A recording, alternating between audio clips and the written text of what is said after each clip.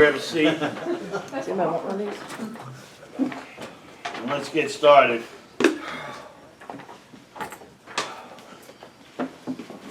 Okay, so I handed out these sheets. You don't need them now, you can put them away, but what you need to do sometime during the week is make copies of these. Because there's one sheet for resentments, one for fears, one for sexual conduct, and one for harms to others. And you'll need to make copies because I'm sure you got more than 7 resentments and 7 fears. So make copies, this way you always have a copy. You can give it to somebody else down the road when you're working with them. Okay, does everybody what we talked about last week, got any questions? Any questions? I told you people online that if you had a question, you could just send it to me during the week and I'll answer it for you.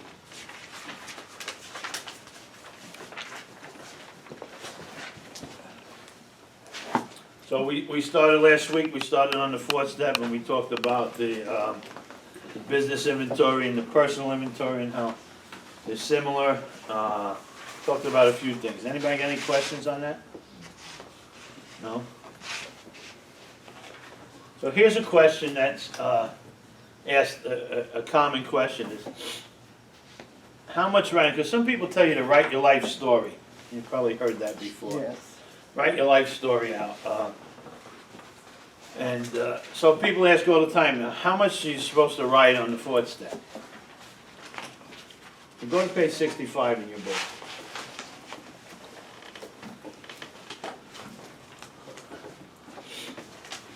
So the second paragraph answers that. We were usually as definite as this example. Okay? That's what it says. We were usually as definite as this example. So, how much should you write? Just like the example there, and that's why you have this much space on your sheets to write. You don't need more than that to write.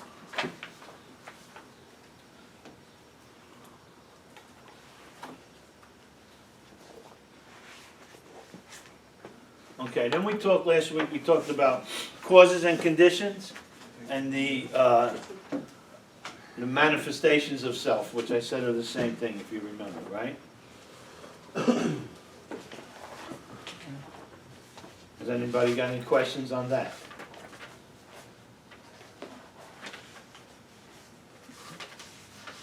Okay. So we started talking about resentments last week, right? And resentment is like kind of, you see how crazy resentment really is. It's like attaching yourself to the person that you hate the most. And at that period of time, right?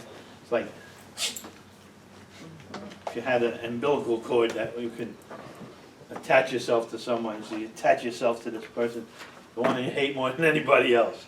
And that's really what's happening when you got a resentment. Right? You're stuck with this person. Okay.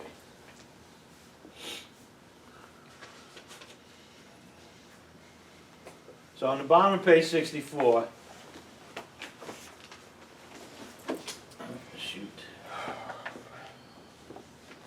bottom of page 64 it says, when the spiritual malady is overcome, we straighten out mentally and physically. In dealing with resentments, we set them on paper. We listed people, institutions, or principles with whom we were angry. Did anybody spend any time this last week thinking about principles?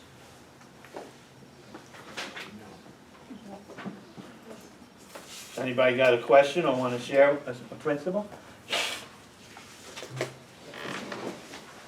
I'd like to talk about it more, but I'd be curious to hear others too, because I still get confused about exactly the principles. And Yeah. I think it's so friggin' important, like when you talked about Very it important. last time. I think like It's probably the most important thing that you're going to inventory for spiritual growth. It's principles. So again, let's go over it. We talked about it last week. We said there's 2 types of principles. There's generic principles and there's personal principles. A generic principle is something that's pretty common, could be used by numerous people. Right. And a personal principle means somebody else might have it too, but it's more about you and your thing. And a principle is a moral, a value, or a belief. A moral, a value, or a belief. That's what a principle is. Okay? So, a moral meaning, again, truth. The truth, you know, what's right or wrong, okay?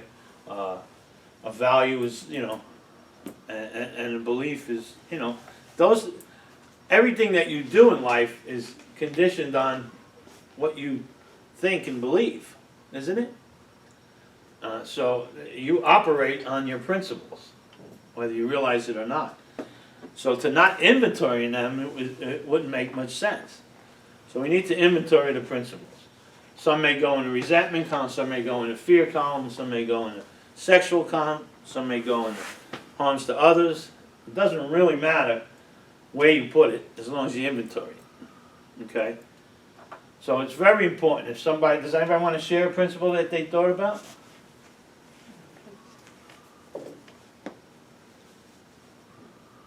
We said it last week, real men don't cry. Okay, that's a generic principle. The generic ones seem to come easy. Yeah. Snitches get stitches or whatever, that's the stuff, you know, but. like Snitches it's get stuff- stitches, okay. You know, I mean, like, it is, I don't know, isn't that a principle? It certainly is. Sure is. Alright, so, but what would be more of a personal, that's what I've struggled with the last time too, and I know I got them and need to figure it Yeah, out. so, and the reason that a personal principle is gonna be harder to figure out is because,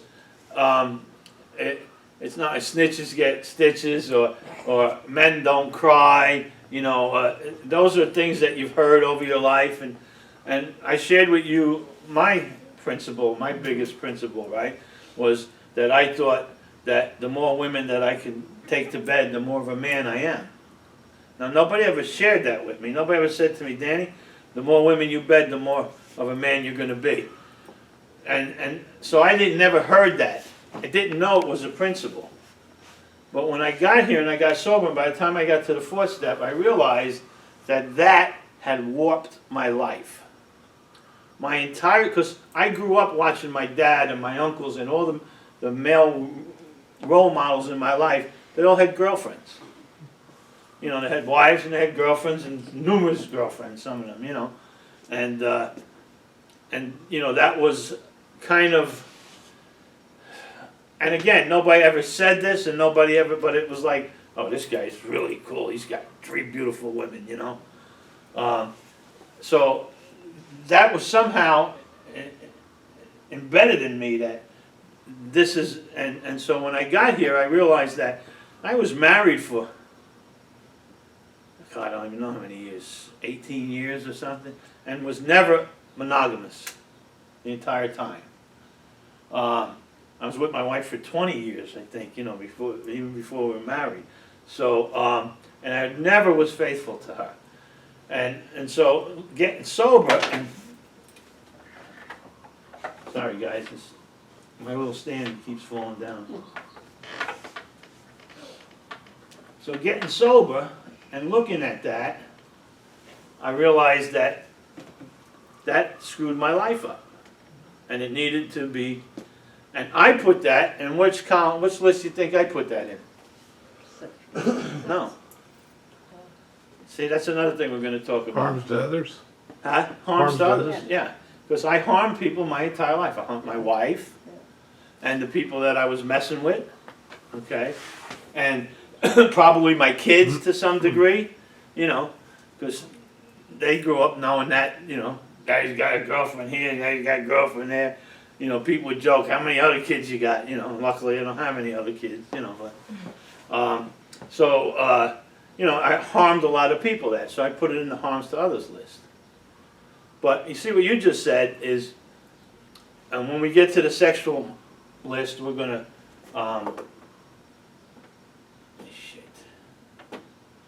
when we get to the sexual list, we're going to look at that, but, I understand it's not separate, is it not this? yeah, most of the time,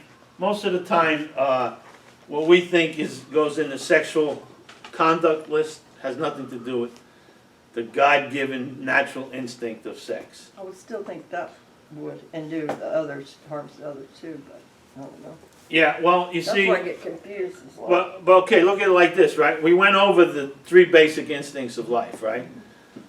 Social instinct, and your sheets, it's broken into 2 categories. It's broken into self-esteem and personal relationships. Let's see what Charlotte says. I used to believe that if I had sex with my husband every time he wanted it, he wouldn't cheat on me. Wrong, now he's my ex. so is that a principle? All right, Charlotte. Is Yeah, that a personal principle? that's a personal principle for Charlotte, because she believed that. So a principle is a moral, a value, or a belief. Her belief was, even if she didn't want to have sex with him, she would have sex with him so he wouldn't cheat on her. Right? So that makes sense to her. That was a belief she had.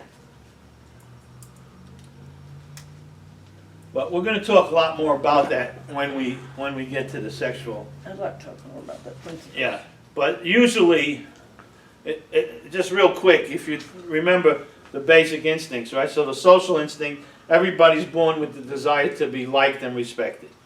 That's what God instilled in us. And He instilled that in us so we'd be able to get along with each other, right?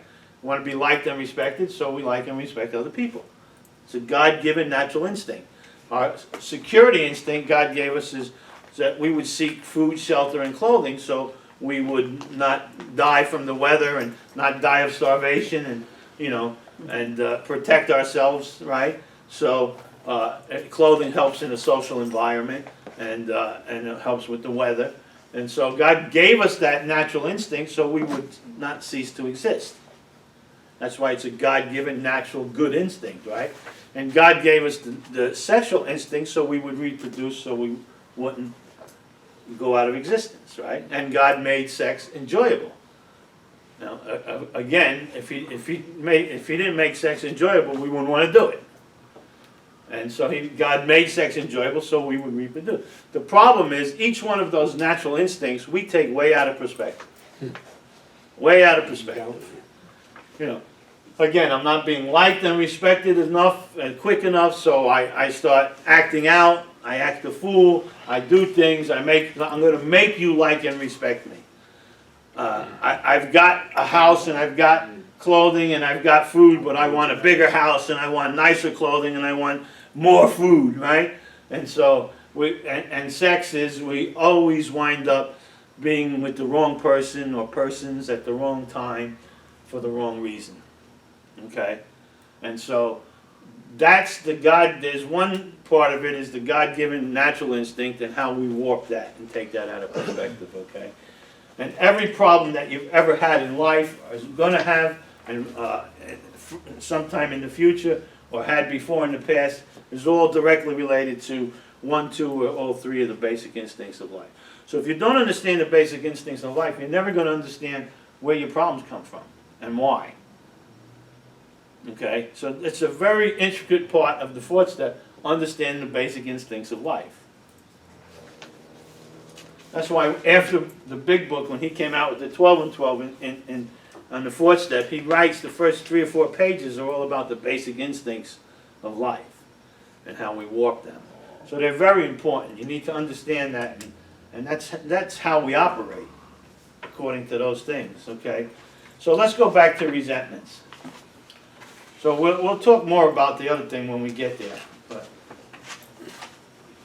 So now we're talking about resentments. Last week, we discovered what the root origin of the word resentment is. 2 Latin words, right? And Refill. Feel again. Feel again.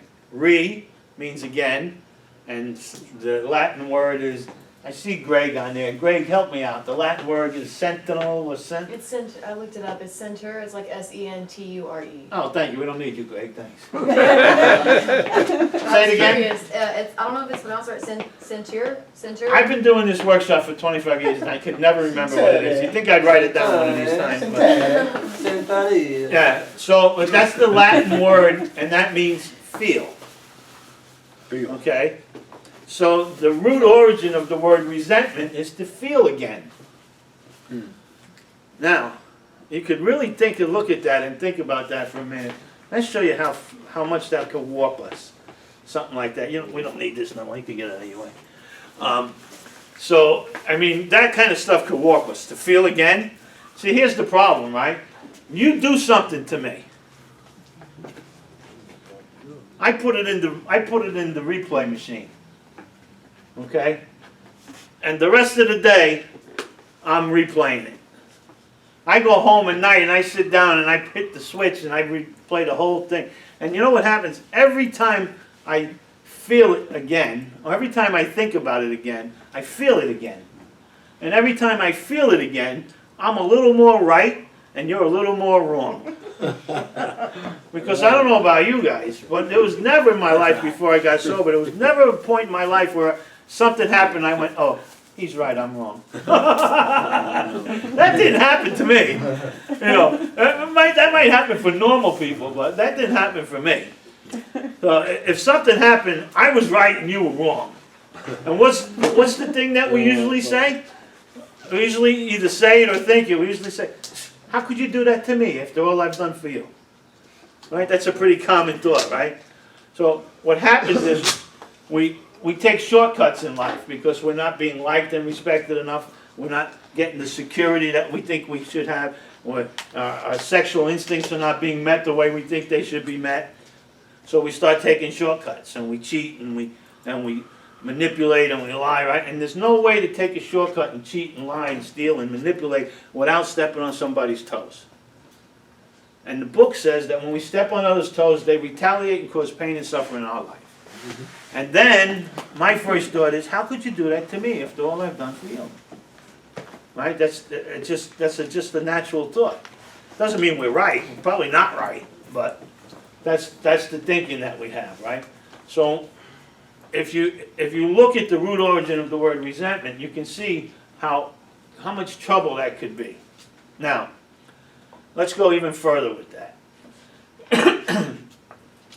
One thing that we don't realize when we get here is that resentment is actually a good thing.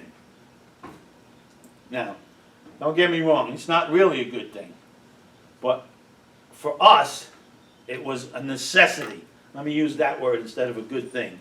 It was a necessity to have resentments. I didn't even know what a resentment was when I got here. But I was just so full with anger and everything, and just I hated everybody, I didn't know that meant what a resentment was. Right? But resentment is undealt with anger, isn't it? You get mad. So I get mad today all the time. I probably get mad 30 times a day. Just for about 2 seconds or 3 seconds or 5 seconds. A bad one is 30 seconds, But resentment is undealt with anger. So we get angry and we don't know how to deal with it. We don't know how to look at it. We don't know how to work with it. And so it turns into resentment. It turns into resentment because we feel it again, and we feel it again, and we feel it again. And each time we feel it again, we're experiencing it again, okay? Now the reason I say a resentment for people like us is a necessity, and this is all unconsciously or subconsciously. It's not a conscious thought that, I need to get a couple resentments today. I need that. That doesn't occur. But what happens is, if I'm mad at you, and you, and you, then my mind is consumed and full, and I don't ever have to look at me and my sorry ass and how I'm living. Because each person that I have a resentment with is filling up my time and space in my head. Okay? And what we realize is, so you get up in the morning, right? And everything's good, and okay, life's nice, right? Then we gotta go out of the house and we gotta deal with people like you just had to deal with people, right? We gotta deal with people. So I go down the street, and Deb's always got a smart remark, so I might as well take Deb and throw her over my shoulder, because that smart remark is going to stay with me all day. I'm going to replay it and replay it. I'm going to feel it again and again. And then I keep going down. And Steve, I don't even, you know what? He don't even have to say nothing. I know what he's thinking. I know what that look, that little smirk, see that little smirk he just said? I know what that smirk means. So, I know what he's thinking. How dare he think like that after all I've done for him? Right? So I might as well take Steve and put him on, throw him on my back here too, right? And then I go down the street and then there's Shannon, and she's always got drama. So that I might as well pick Shannon up, and here I am. I'm trying to walk through life, and I got Deb and Steve and Shannon, and life is just too fucking heavy. Right? That's what resentment is. That's the kind of stuff that just consumes us. And as I'm trudging the road with Steve and Deb and Shannon on my back, there's no time for me to think of, how's Danny doing today? Yeah. What's really happening with Danny? I don't have time for that. I'm trying to trudge the road with you people. I'm carrying the world on my shoulder. I got all you people in my head. And that is a perfect formula for a drunk or an addict. Because if it weren't for you, or you, or you, or them, or that, my life wouldn't be the way it is today. Because I know I'm a good person. I know I'm all right. I know I ain't crazy. It's just them. It's just it. Right? But it was that little motherfucker up there. Okay, so, all right, so Shannon just says it was that little son of a bitch. I paraphrased. So, okay. I know, but I don't. So that's true also. Sometimes we are a victim. Especially early in life when we were young. Some of us were victimized. Some of us were victimized sexually. Some of us were victimized emotionally. Some of us were victimized physically. There's plenty of us in the rooms that at one point in our life we were a victim. You might have been 10 years old and something happened to you. And now you're 30 and you're crawling into the rooms of recovery. And for the last 20 years, you weren't a victim. You were a volunteer. Somebody hurt you 20 years ago, and for the last 20 years, you've been re-feeling it again and again and again and again. And you have been, and you have been just torn up your whole last 20 years, the majority of your life. By the time the people like us crawl into these rooms, we have been carrying shit for years and years and years. And once upon a time, we may have well been a victim. But all of these years, we've been volunteers to the pain and the suffering and the misery. And we've been carrying that load and on ourselves. That person may have hurt you when you were 10, but he hasn't touched you since then.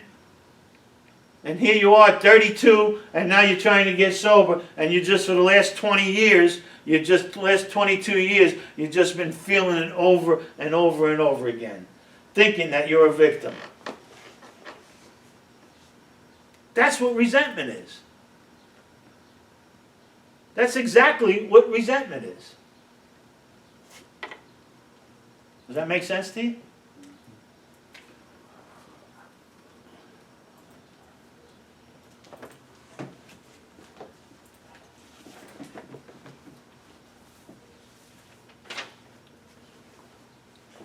So let's go to page 66 for a minute.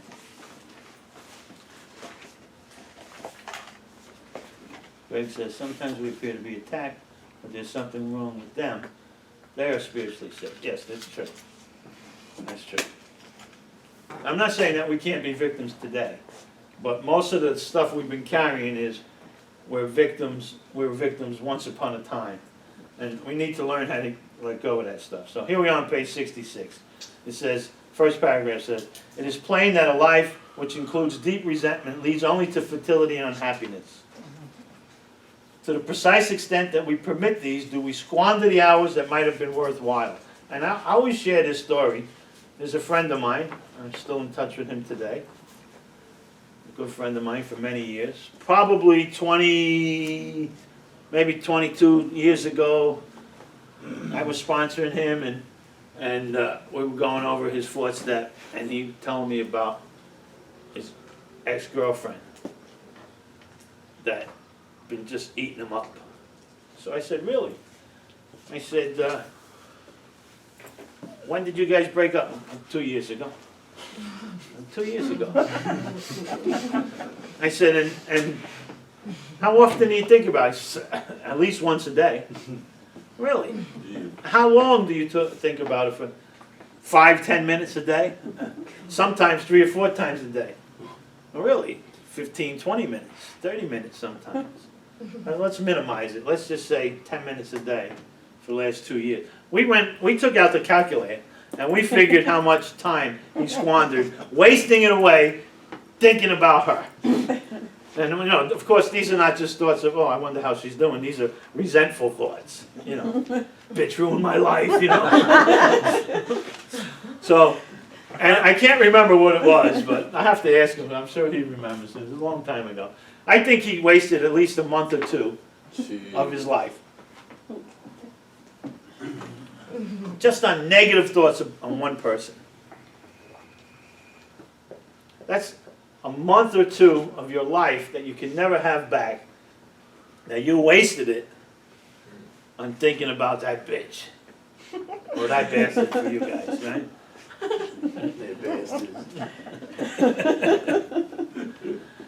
And so Bill says, to the precise extent that we permit these, do we squander the hours that might have been worthwhile? So he could have had a month, 2 months of his life that could have been worthwhile, but they're gone, never to be gotten back, eating up on her. That's a month or 2 of his waking hours. Yeah, Not yeah. just the sleeping Yeah. part. And, well, let's be honest, right? If he's admitting to that, it's probably double that, right? You know, so, That's open. yeah. Okay. So he says, but with the alcoholic whose hope is the maintenance and growth of a spiritual experience, this business of resentment is infinitely grave. We found that it is fatal. What does that mean? It'll kill us. Deadly. It will kill us. For when harboring such feelings, we shut ourselves off from the sunlight of the Spirit. So you can't be stuck on mad and thinking about him or her and just all that negative stuff and be spiritual. Can't have it.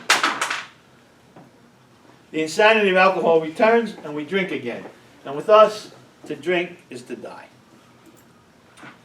Well, if we were to live, we had to be free of anger. The grouch and the brainstorm were not for us. They may be the dubious luxury of normal men, but for the alcoholics, these things are poison. Poison. And I love the word when he uses dubious luxury. That means not really for normal men either. Though it may seem like it to them. So now he says, and this is a paragraph that a lot of people misunderstand. It says, we turn back to the list, for it held the key to the future. We were prepared to look at it from an entirely different angle. So, let me ask you. What might be the entirely different angle?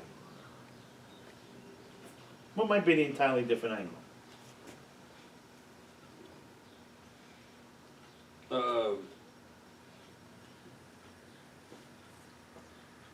Sorry, I'm trying to read this a couple times. So we turn back to the list. We're prepared to look at it from an entirely different angle. So he's looking at my resentment list. from an angle of like maybe you got more hope, faith, something positive. Okay, Just throwing shit out there. okay. What do you think? Instead of what was me, like what did I do wrong? Okay, what do you think? I guess just, I mean, I don't know. Okay, so when we look at our sheets, right, it's gonna, on columns 4 and 5, it's gonna ask us what was our part, right? So most people think that's what they mean here. Okay, so we're gonna look at it from an entirely different angle. The entirely different angle is what was my part? What part did I play in it, right? That's not what they're talking about here. And this is what you need to understand, it's very important. It says because it discusses about looking at it from looking what our part was in a different part of the book here. Right on the top of this page it says that. It says the first thing apparent to us that the world and its people were often quite wrong. To conclude that others were wrong was as far as most of us got.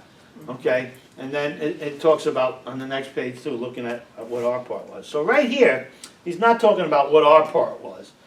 He says we were prepared to look at it from an entirely different angle. And this is what you need to understand.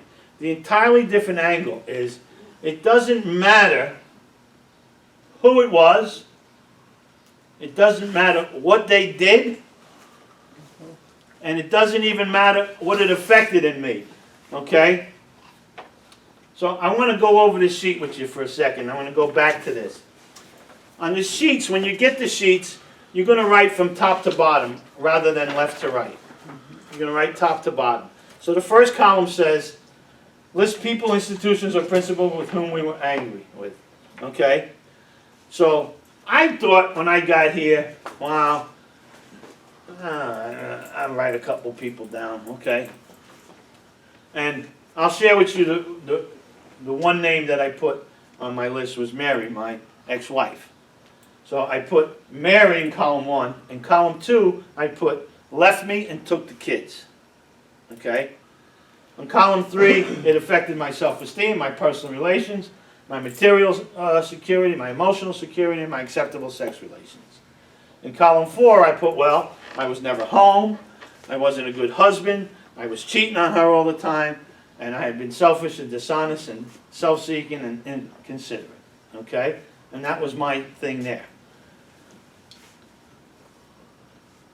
When I was done with column 1, at the end of column 1, I was able to say to myself, wow, look at how mad I am at the world.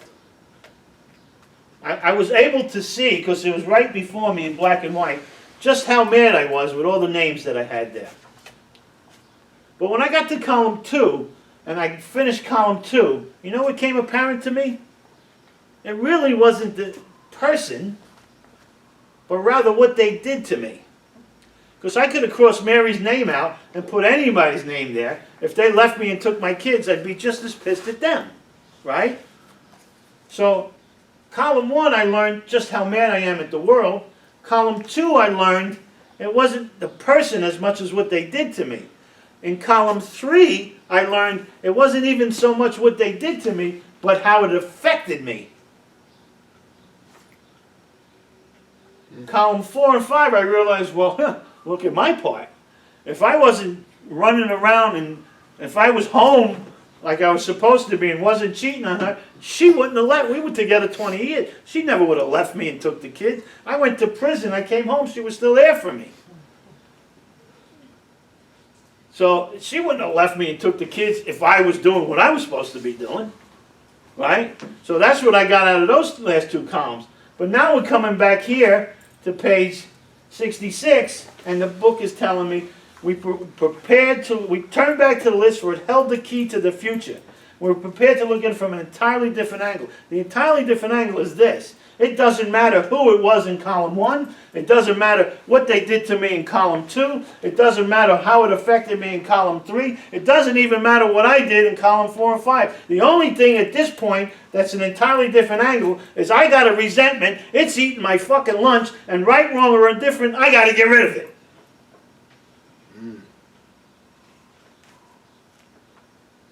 It doesn't matter If it was Mary, it doesn't matter who it was, it doesn't matter. They took my kids, it doesn't matter. Affected my, it doesn't matter what it affected. None of that, doesn't even matter what I did. The only thing is, right here and right now, I have a resentment and it is killing me. It is tearing me apart. Because I don't just got one, I got a bunch of them. And the entirely different angle is, I'm going to look at it like I got a resentment and that's got to go and nothing else matters. Right, wrong, or indifferent. Does that make sense to you? Now look what he says next. We began to see that the world and its people really dominated us. How can you dominate me? The only way that you can possibly dominate me is if I allow you in my head rent-free. I did years in prison. I could be locked in prison. The guard and the warden and everybody else didn't dominate me.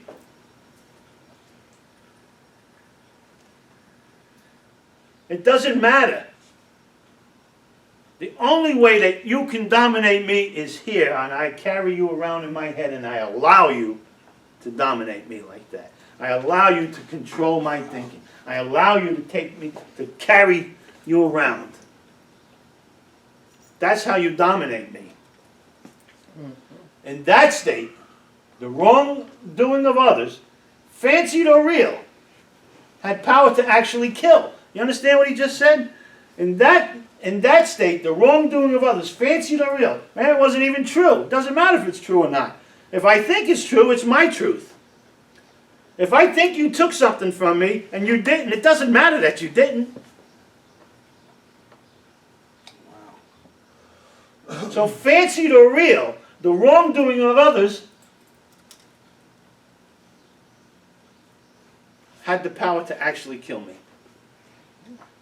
So the entirely different angle is it doesn't matter. It doesn't matter who it was. It doesn't matter what they did. It doesn't matter what it affected me. It doesn't even matter what I did to cause it or whatever. I got a resentment and I got to get rid of it because it's killing me.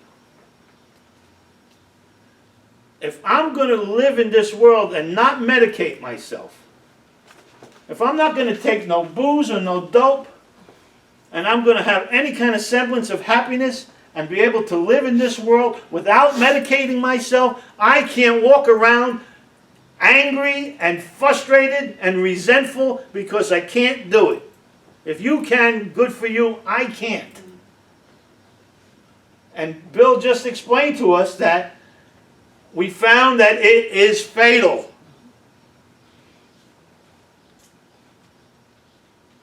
Resentment is infinitely grave. Infinitely grave. It will kill us. It will eat you up. He uses the word poison. But for alcoholics, these things are poison. You've heard that old saying, right? A resentment is I take the poison and wait for you to die. Isn't that crazy? But that's what a resentment is. I drink the poison and I'm standing there waiting for you to die. A resentment is infinitely grave. It is fatal. It is poison. So we turn back to the list for it held the key to the future. We were prepared to look at it from an entirely different angle. And just explaining everything we explained and just talking about everything that the book says, we have to realize that if this is what it's true, what they're saying, and I know it's true because it eats my lunch, then it doesn't really matter anymore who did anything to me, who did what to me, who it was, what they did, what it affected in me, none of that matters. Entirely different angle. I got a resentment. I got to get rid of it. It's got to go. That makes a lot of sense to somebody standing here before you today, sober for many years. I can tell you, that makes a world of sense to me. Crawling in these rooms with 30 days or 60 days, it would have made no sense to me. A year sober, it wouldn't have made much sense to me. But today I can stand in front of you and I can tell you all my heart that God's honest truth makes all the sense in the world.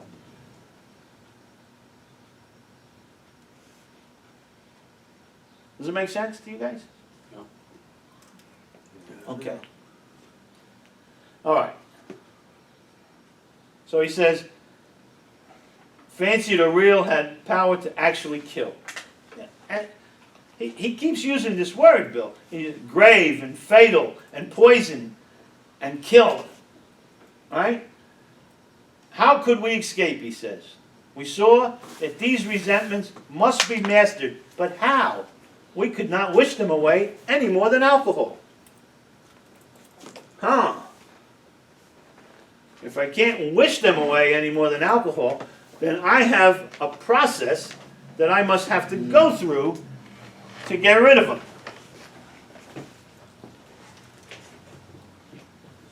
And guess what? Here's the good news. Look what he says next. He tells us what to do. This was our course. We realized that people who wronged us were perhaps spiritually sick, though we did not like their symptoms and the way they disturbed us, like ourselves, were sick too. This is what we call the resentment prayer here, people. We ask God to help us show them the same tolerance, pity, and patience that we would certainly grant a sick friend. When a person offended, we said to ourselves, this is a sick man. How can I be helpful to him? God, save me from being angry, thy will be done. That's the resentment prayer. That's the resentment prayer. Now, when you spend your entire life plotting and planning revenge on somebody that did something, or you thought they did something, or somebody that you didn't even like that didn't do nothing, you just didn't like them. When you spend your entire life doing that and living that way, try coming in here and saying to the next person that offends you, God, save me from being angry. How can I be helpful to him? Yeah. Well, of course, we're talking about step 4, which means there's 3 steps first that we got to get to, and hopefully, when we do those 3 steps properly, we're in touch with the power greater than ourselves. We've had a relationship with God going on. We understand some things about ourselves, and we're now in a better place to maybe practice this. But it's a prayer that we got to ask God. Why is it a prayer that we got to ask God? Because we probably still can't do it. So we start praying to God this prayer, this resentment prayer. We ask God to help us show them the same tolerance, pity, and patience we would certainly grant a sick friend. That's not me. It's not you either, is it? No. I don't even know you. I don't think it is. No. When a person offended, we said to ourselves, this is a sick man. How can I be helpful to him? God save me from being angry. Thy will be done. Ready to kill him. Right. Right. Yeah, I mean, Yeah. that's what I think. Yeah. I hear you. That's why I keep getting fucked up. You like, I'm like, aren't you glad you came today? So,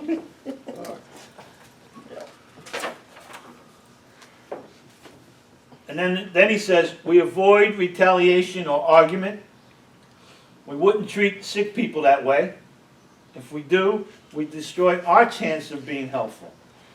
We cannot be helpful to all people, but at least God will show us how to take a kindly and tolerant view of each and every one. And here's something you probably can relate to this.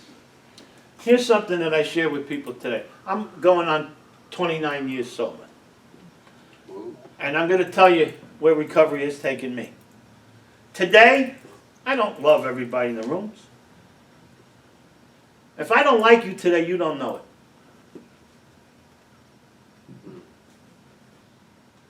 Because I'm able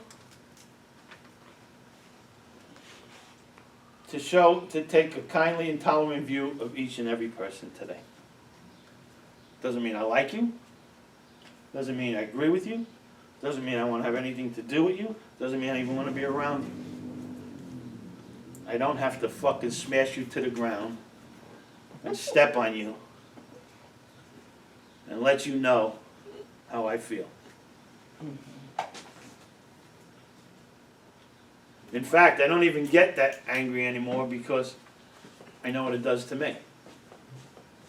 So I just say to myself, there's some people I just don't want to be around. There's some people I just have to minimize my time with them. If I have to see them for a certain reason, I'll tolerate them. And that's my answer to this. I'm going to teach you a mantra. So that takes about 29 years? No, because I ain't there yet all the way. I got a long way to go. Yeah. 20 more years to go. But I want to show you something, okay?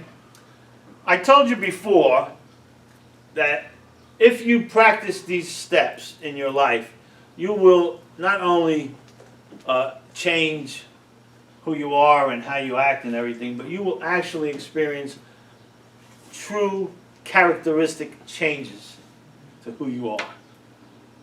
Your very character will change. Let's scoot over just for a minute to page 70.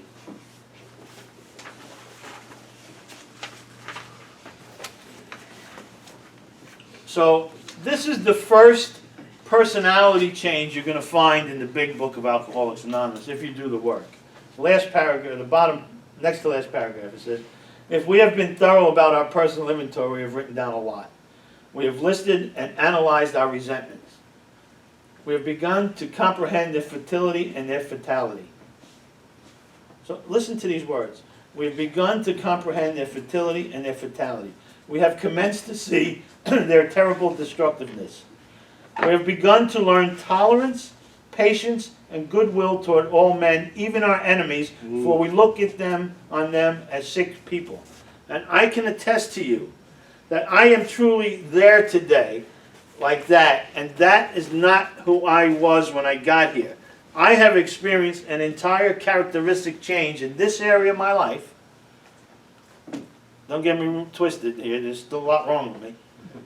But in this area of my life, I have a personality change because I can live like this, what I just read, and I can be like this, what I just read. And I was never able to be like that before.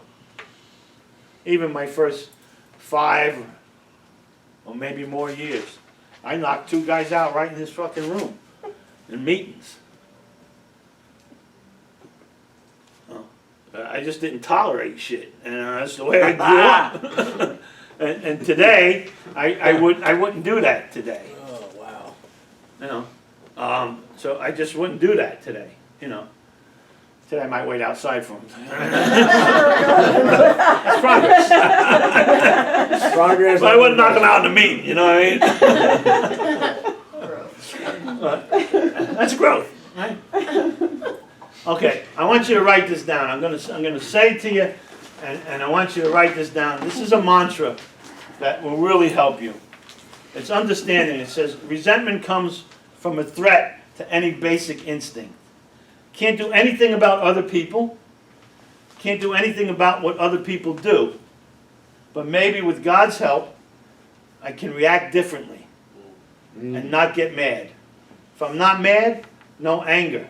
No anger, no resentment. No resentment, not blocked off from God.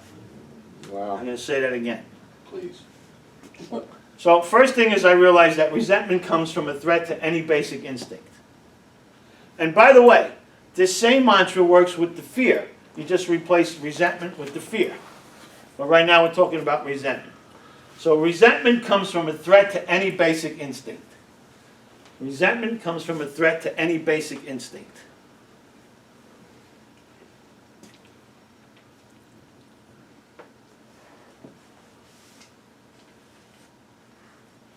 Can't do anything about other people.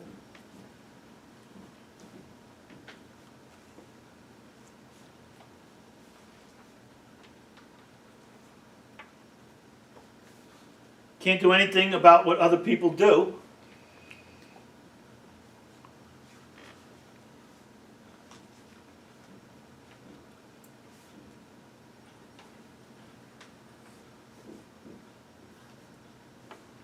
But maybe with God's help, I can react differently. and not get mad.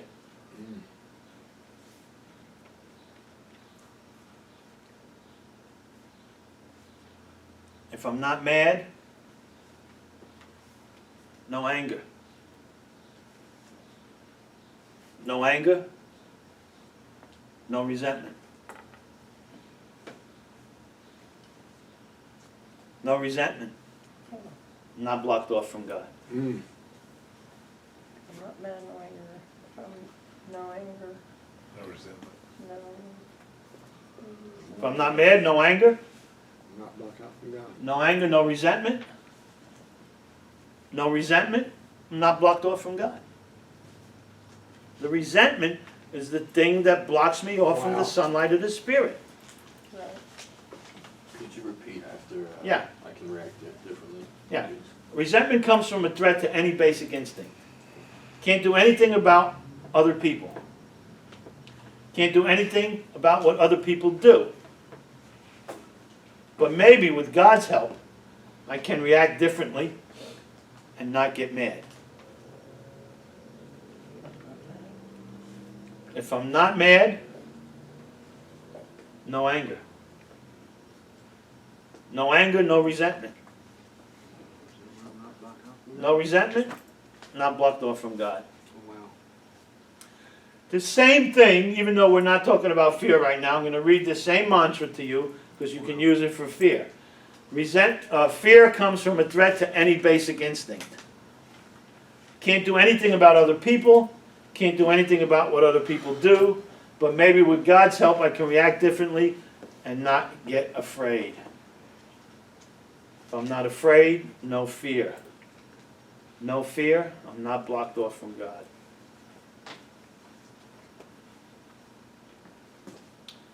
Powerful, powerful tool I'll text it to you. Yeah, that I need that. you can. I don't figure out how to get rid of it. So what it is I told you about Norm Alpe, one of the original members of AA in California, in Los Angeles. He's been dead many years, but he used to talk about seconds and inches. Seconds and inches. Life is all about seconds and inches.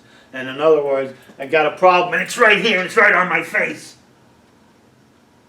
And the only thing I can do when I got a problem on my face is I got to react to that. Because I got to get it off. And what recovery teaches us to do is just go like this and take a look at it. Seconds and inches. Give myself a couple of seconds and let me take a look at what's really going on. And I can say, hey, I've been here before. I know how I react to that kind of shit. I know what it does to me. It's not worth it. And recovery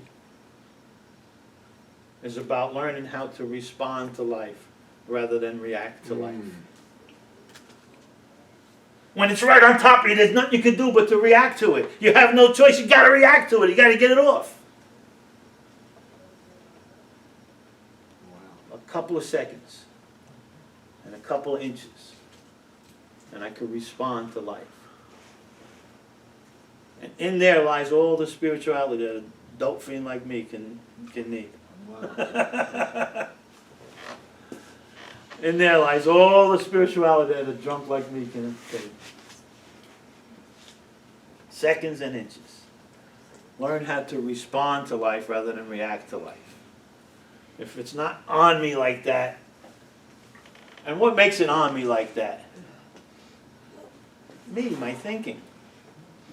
Wow. Because when something happens, it's right there, it's right on me, and I gotta get it off. Seconds and inches. Recovery. If you stay sober long enough and get on the spiritual path, you'll be able to take a look at what's really happening.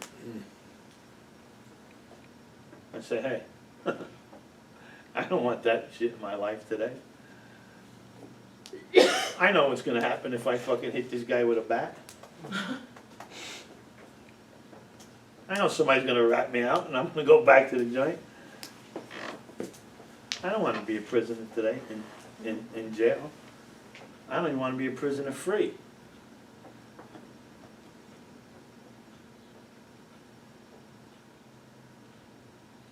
learn to respond to life. Don't get eat up with anger and resentment.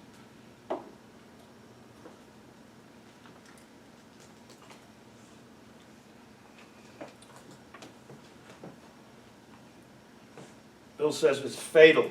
When harboring such feelings, we shut ourselves off from the sunlight of the Spirit.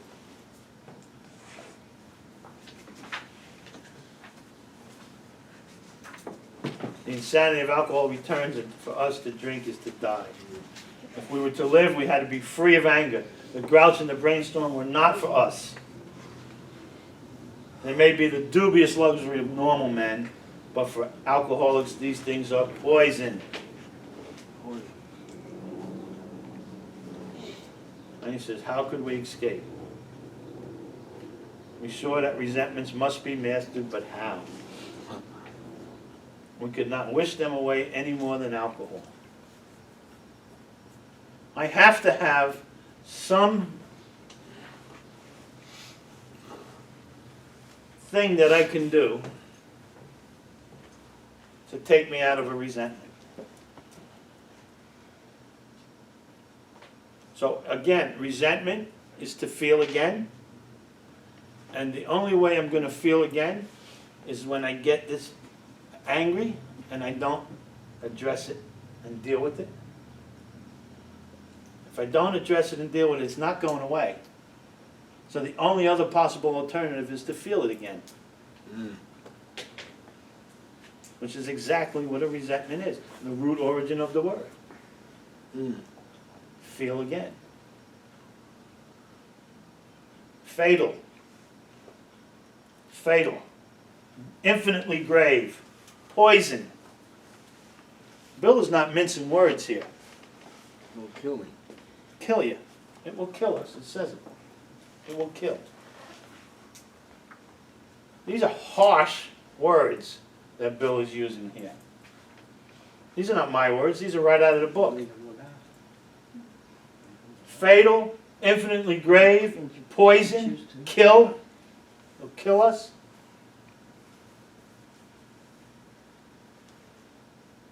Anybody got any questions? Can I talk to you after the meeting? Sure. Sure. We got a few minutes left. I don't want to start, I don't want to go on anymore until next week. So we got a few minutes. Anybody got any questions? No questions? Okay. Try not to kill nobody Okay, yeah, I got a today. question. Yeah. Okay, so here Hey, on, well, Hold on. go ahead. I was trying to shut everybody up for you, Stephen. Go ahead. so here on, so on resentments, this is hypothetically. Okay, hypothetical.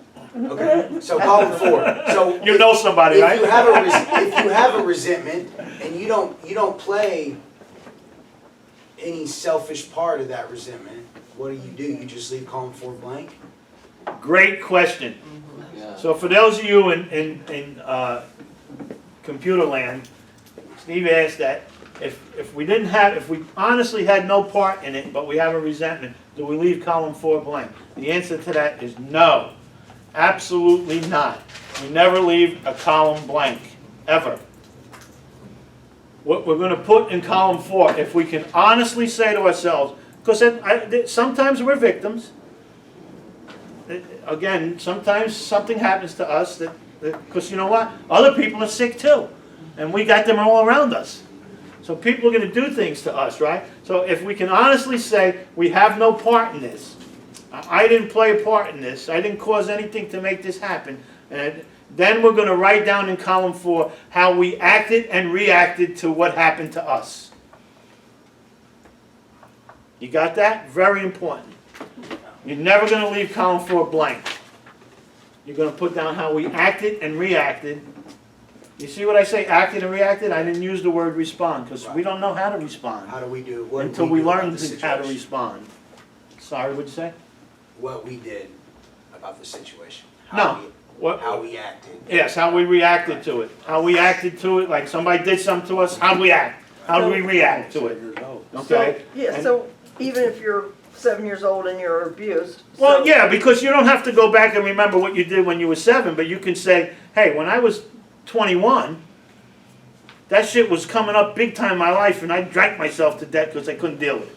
I'm just giving you an example. You know, so, or when it happened to me when I was 7, I spent the next 5 years afraid of anything. I had to have a light on, I couldn't sleep in the dark, you know, whatever. Beat up other people or whatever. Yeah, I knocked the shit out of this guy because I got knocked the shit out of it, and I was gonna give what I was getting, right? So, trust me, you can write something down in column 4, and it's highly important that you do. Don't leave anything blank. Okay, that's it for this week. Thank you, guys. Thank you.